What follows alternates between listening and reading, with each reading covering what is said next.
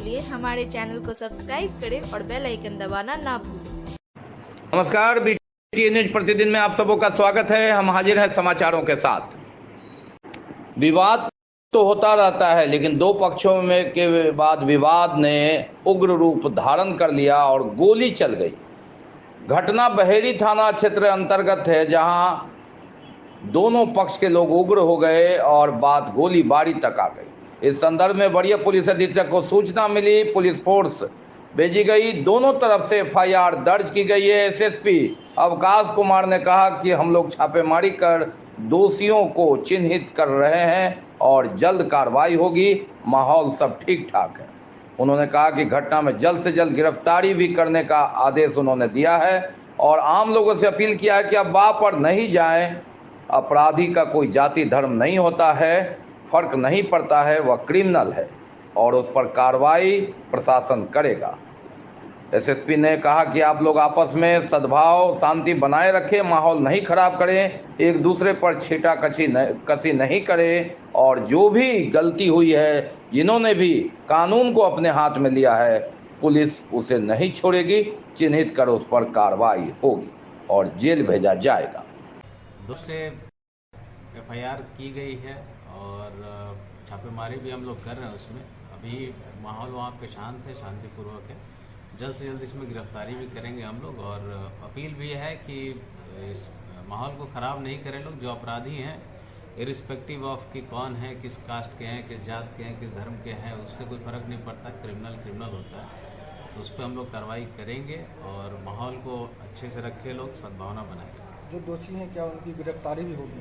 जरूर होगी। जो भी दोषी है उन पर गिरफ्तारी होगी, उनको जेल भेजा जाएगा। सोमवार को जनता दरबार लगा SSP अवकाश कुमार का। अवकाश कुमार स्वयं थे। जनता दरबार में जिले के विभिन्न थाना क्षेत्रों से पहुंचे थे फरियादी।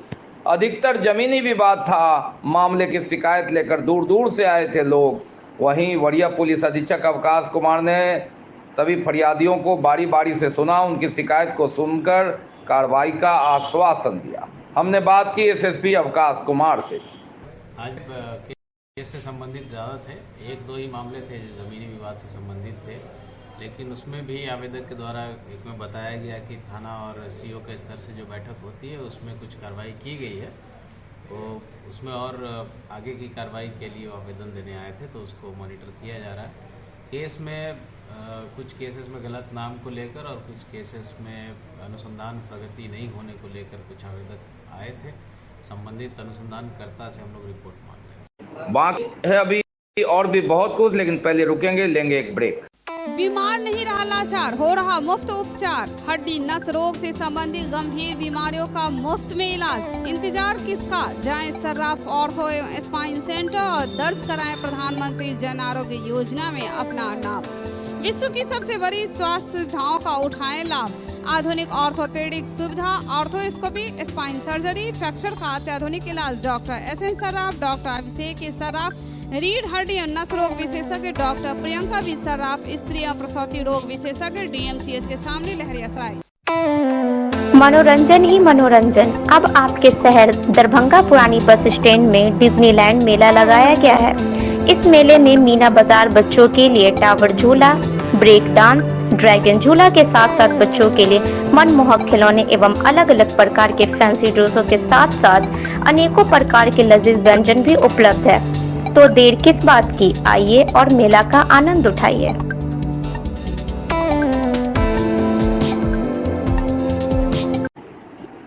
दरभंगा के लॉज में रह रहे एक छात्र ने फांसी लगाकर आत्महत्या कर ली है। यह बात आ रही है, घटना लहरियासराय थाना क्षेत्र की है।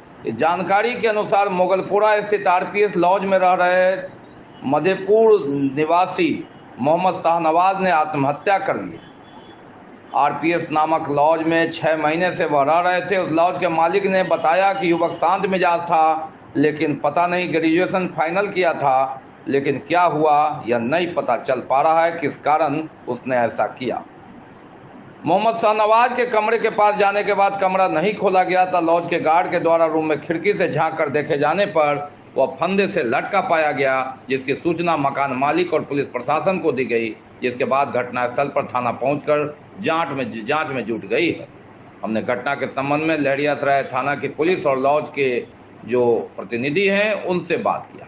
एक लड़का सुधर गया है, शहनवाज ये दल का है, मधुपुर दल का, मधुबनी डिस्ट्रिक्ट है, मधेपुर दलपुर वहाँ का है। यहाँ पे मोटा मोटी 6-7 महीना से था। ग्रेजुएट इस बार फाइनल किया है सर। सब बिल्कुल शांत मिजाज का लड़का था, कोई वैसा किसी से कोई मतलब भी नहीं, अपने में रहता था, कभी कोई वैसा किसी से कोई टेंशन भी नहीं। ये हमारे एक स्टाफ रखे हुए गार्ड है, तो वो आया, मतलब सिंगल ही रहता है रूम में, तो एक लड़का आया था सिंगल बेड लेने के लिए, तो उसको आया था इसी में एडजस्ट करने के लिए। तो गेट जैसे खोला, ठकठकाया तो खोला नहीं, 2-3 बार आवाज़ दिया तो खोला नहीं। तो उसके बाद जो खिड़की से झाँक के देखा तो देख रहा है कि वो लटका हुआ है। तो हम लोग जो तुरंत प्रशासन को फोन किए, लहरियासराय थाना को और 5 नाका को, तो लोग आए, प्रशासन सबको आ गया। आरपीएस लॉज में एक बच्चा फांसी लगा लिया है, उसी क्रम में हम लोग जांच में आए। इनके गार्जियन को सूचना दिया गया इस बच्चे का, वो गार्जियन आ जाते हैं मधुबनी से, फिर मजिस्ट्रेट हैं, उनके समक्ष वीडियोग्राफी करके किमाड़ी को तोड़ा जाएगा, अंदर से किमाड़ी बांध का नाम जैसा दे रहे हैं आधार कार्ड, उससे मोहम्मद शहनवाज है और पिता का नाम है सम्मी परवान, घर है इनका दलदल मधेपुर मधुबनी। उम्र तो हम लोग उसको देखने से ऐसे आधार कार्ड के द्वारा इनका उम्र बताया जा रहा है एक यानी 22 वर्ष। एक दिन पहले बस की ठोकर से घायल मौत होने पर स्थानीय एनएच पर रानीपुर के समीप लोगों ने विरोध में सड़क जाम किया। मालूम रहे कि रविवार की शाम रानीपुर के समीप एक बस की ठोकर से एक व्यक्ति की मौत हो गई थी, एक महिला गंभीर रूप से घायल हो गई थी। घटना के बाद चालक बस छोड़कर फरार हो गया। घटना से आक्रोशित लोगों ने शव को रोड पर रखकर सड़क को जाम कर दिया। मृतक बेला नवादा गांव निवासी 65 वर्षीय दुलार चंद पासवान और बिकाऊ और उसकी घायल पत्नी 60 वर्षीय फुलिया देवी के रूप में हुई है। मौके पर पहुंची सदर थाना की पुलिस ने लोगों को समझाया, लेकिन लोग काफी आक्रोशित थे। बताया जाता है कि दुलार चंद अपनी पत्नी के साथ शाम करीब 6 बजे रविवार को दिल्ली मोड़ से बेला नवादा गांव पैदल जा रहे थे। इसी दौरान धर्म कांटा से कुछ आगे बढ़ने पर पीछे से आ रही तेज रफ्तार बस ने एक कंटेनर में ठोकर मार दिया। इसके बाद बस ने सड़क किनारे चल रहे पति पत्नी को ठोकर मार दिया। ठोकर लगते ही महिला दूर जाकर गिर गई, लेकिन दुलार चंद बस की चपेट में आ गया, फंस गया और घसीटते हुए वह आगे चला गया। इसके बाद बीर डिवाइडर पर चढ़कर बस रुक गई। तब तक वृद्ध दम तोड़ चुका था। बस चालक गाड़ी छोड़कर फरार हो गया। घटना के बाद जुटे लोगों ने गंभीर रूप से घायल महिला को एक निजी क्लिनिक में भर्ती कराया।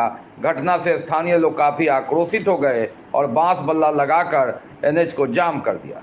जाम के कारण सड़क के दोनों तरफ गाड़ियों की लंबी कतार लग गई। घटना की सूचना पर पुलिस पहुंची, लेकिन लोग काफी आक्रोशित थे। काफी मशक्कत के बाद वे माने। स्थानीय मुखिया राजकुमार ने आकर स्थिति संभालने में पुलिस की मदद की। नहीं, यहाँ एक वृद्ध आदमी में दोनों पति पत्नी आ रहे थे, मार्केट से घर जा रहे थे। बगल में घर है, करीब 10 कदम दूरी पर। यहाँ साइड से आ रहे थे तो बस अचानक जो है पीछे से लड़खड़ाते आई और एक कंटेनर में सुने, यहाँ एक कंटेनर में मारी है धक्का। उसके बाद रेलिंग में मारे हैं। रेलिंग में वहीं पर साइड से आ रही थी दोनों पति पत्नी, उसी में जो है ये चक्कातर में फंस गए। जिनका नाम दुलारचंद पासवान है और बिकाऊ, इनका पत्नी का नाम सुनो देवी है। उनका दोनों पैर बाहर निकल गई अच्छी से रेलिंग से, उन दोनों पैर फ्रैक्चर है। वो डॉक्टर के यहाँ भेज दिया गया है। कांग्रेस पार्टी के पूर्व राष्ट्रीय अध्यक्ष राहुल गांधी की जयंती मनाई गई, 53वीं जयंती।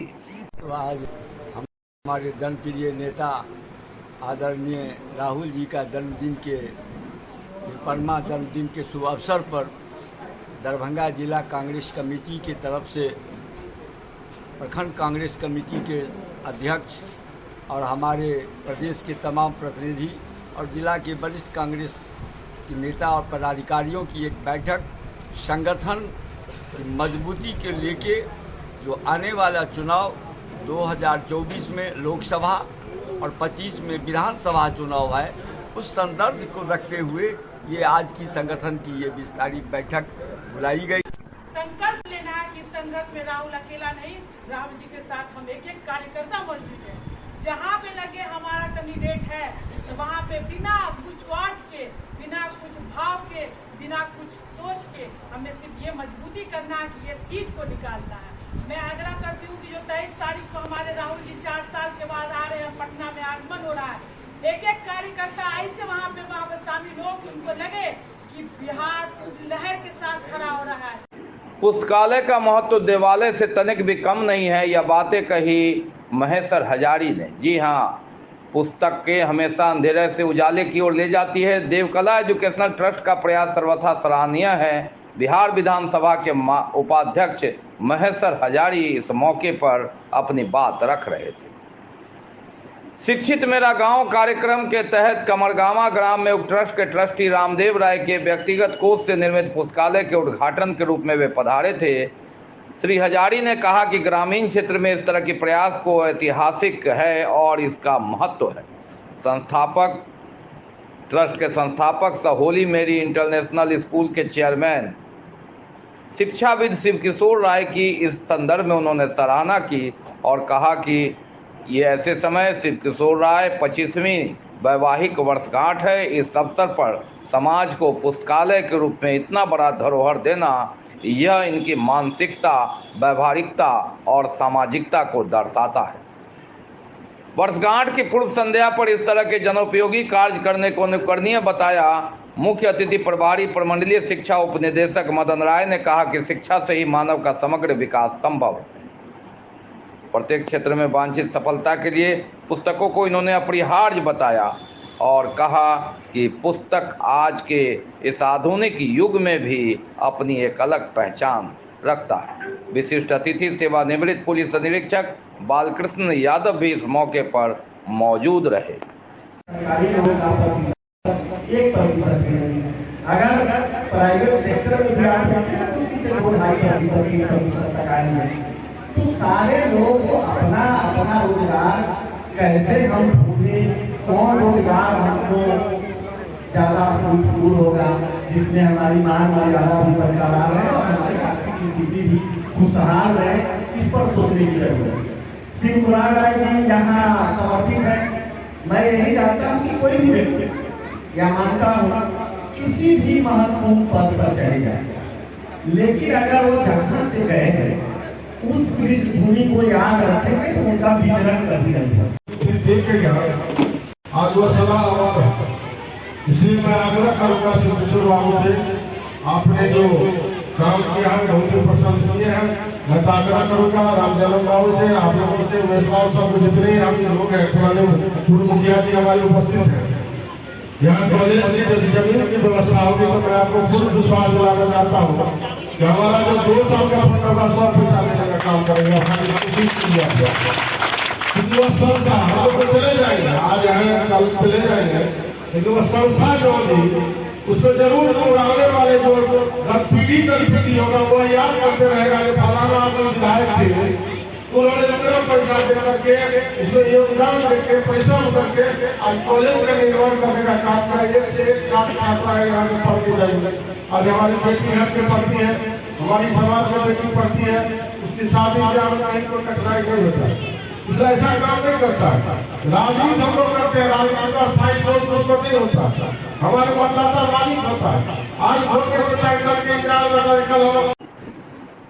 श्रम संसाधन विभाग बिहार सरकार के तत्वावधान में ITI कैंपस रामनगर लहरियासराय में आयोजित होने वाले प्रमंडलीय स्तरीय 2 दिवसीय नियोजन सह मार्गदर्शन मेला 2023 का आयोजन किया जाना है। इस संदर्भ में मार्गदर्शन मेले का आयोजन जो पूर्व से होता रहा है, इसकी समीक्षा हुई। 23 और 24 जून को सरकारी ITI कैंपस रामनगर में यह आयोजित होगा। सहायक निदेशक अवर प्रादेशिक नियोजनालय दरभंगा आशीष आनंद ने बताया कि बीते वर्ष 25 और 26 मई को श्रम संसाधन विभाग द्वारा यह रोजगार मेला का आयोजन किया गया था, जिसमें 28 नियोजकों ने 1124 बेरोजगारों को रोजगार मुहैया कराया था। इस बार ज्यादा लक्ष्य है। 2023 रोजगार मेले में लगभग 40 नियोजकों द्वारा विभिन्न क्षेत्र के अभ्यर्थियों के लिए रोजगार उपलब्ध कराने को प्रयासरत है। रोजगार मेला पूर्णतः निःशुल्क है एवं इस मेले में पोस्ट ग्रेजुएशन तक से लेकर अन्य अभ्यर्थियों के लिए भी कई रास्ते हैं। लेकिन अभ्यर्थियों का NCS पर पंजीकरण अनिवार्य है। जिन्होंने अपना पंजीकरण करवा रखा है वे मेले में आए और रोजगार पाएं।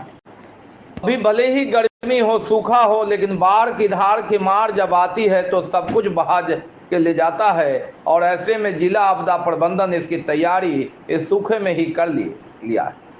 और उक्त अवसर पर बाढ़ के समय एक दूसरे को आदान प्रदान और सूचना जानकारी हेतु 417 पेज का पुस्तक तैयार किया गया है, जिसमें संबंधित सभी नदियां, ब्लॉक एवं समितियों के संबंध में विस्तार से जानकारी दी गई है। सभी संबंधित पदाधिकारी, अभियंताओं और कर्मियों का मोबाइल नंबर तक है।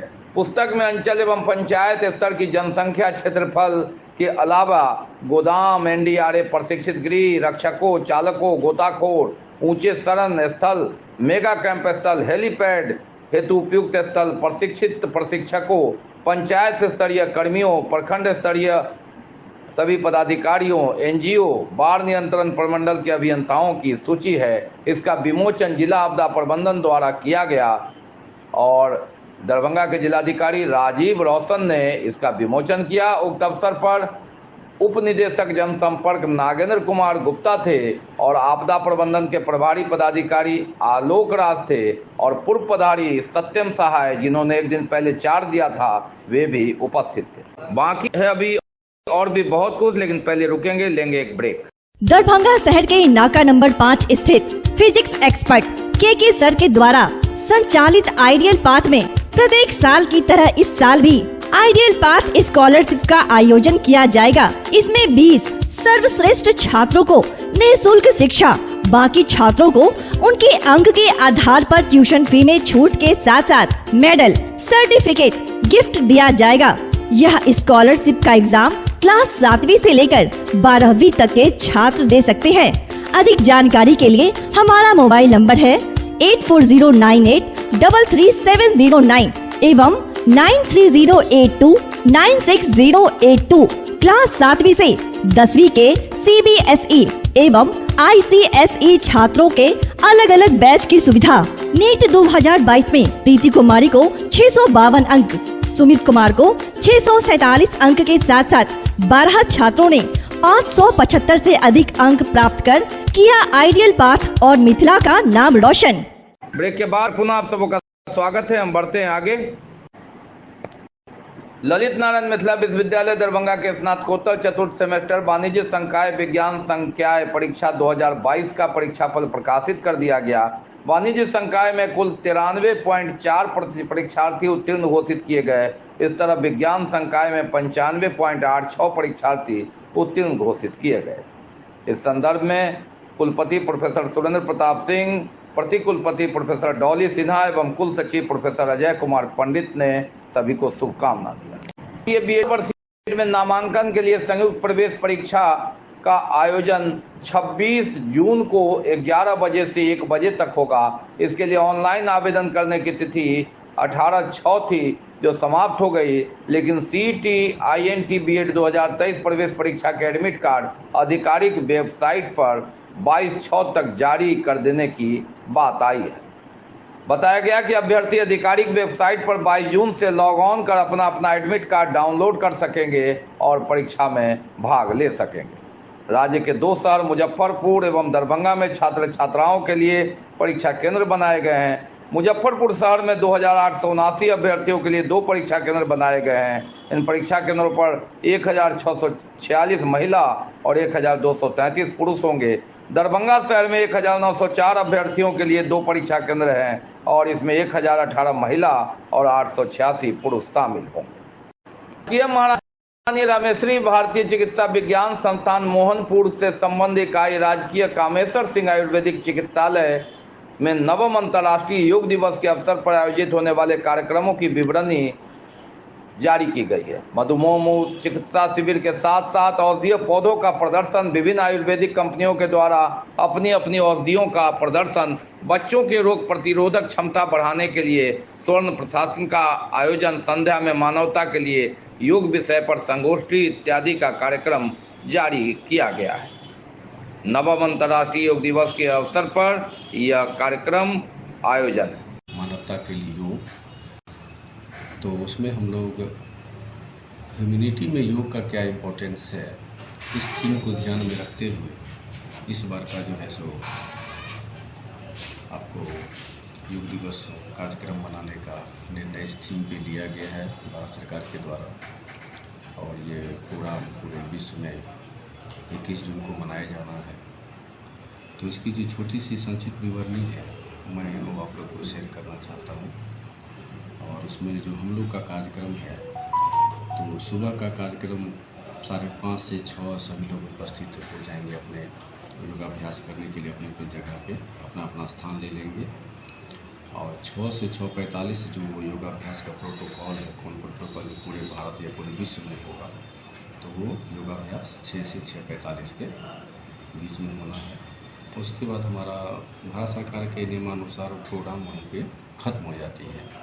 लेकिन हम लोगों ने, चूँकि हम लोग आयुर्वेद से हैं और योग आयुर्वेद का अंग है, तो ये हम लोग ये त्यौहार के रूप में मनाते हैं जब से आपको अंतर्राष्ट्रीय योग दिवस की शुरुआत हुई है। दीजिए साथ ही हमें इजाजत। इस प्रसारण से अगले प्रसारण में आपके क्षेत्र और आसपास की खबरों को समेटे होगी पुनः मुलाकात। तब तक के लिए नमस्कार, जय हिंद।